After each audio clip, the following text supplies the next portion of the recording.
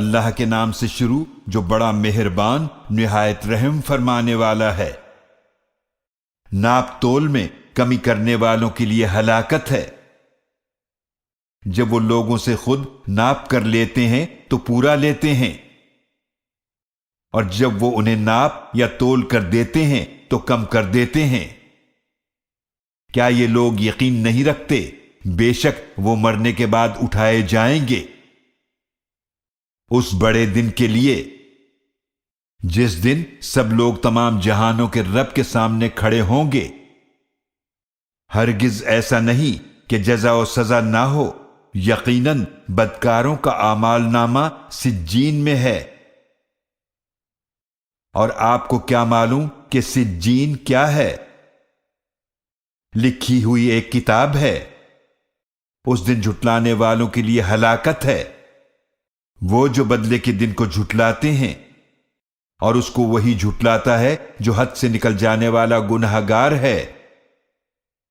جب اس کے سامنے ہماری آیتیں پڑھی جاتی ہیں تو وہ کہتا ہے کہ یہ پچھلے لوگوں کی کہانیاں ہیں۔ ہرگز ایسا نہیں، بلکہ جھٹلانے کی وجہ یہ ہے کہ ان کے دلوں پر برے اعمال کا زنگ چڑھ گیا ہے جو وہ کیا کرتے تھے۔ ایسا ہرگز نہیں کہ قیامت نہ ہو، بے شک اس دن انہیں اپنے رب کے دیدار سے پردے میں رکھا جائے گا، پھر بے شک وہ ضرور جہنم میں جھونکے جائیں گے۔ پھر کہا جائے گا یہ وہی جہنم ہے جس کو تم جھٹلاتے تھے۔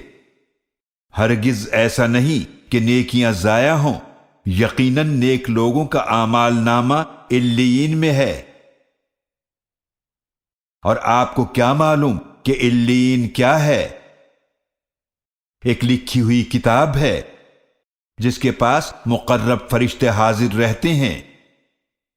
بے شک نیک لوگ ضرور نعمتوں والی جنت میں ہوں گے، تختوں پر بیٹھے نظارے کر رہے ہوں گے۔ آپ ان کے چہروں سے نعمتوں کی تازگی کو پہچان لیں گے۔ انہیں خالص شراب مہر بند کی ہوئی پلائی جائے گی، اس کی مہر مشک خوشبو کی ہوگی، اور انہی نعمتوں کو حاصل کرنے میں آگے بڑھنے والوں کو آگے بڑھنا چاہیے۔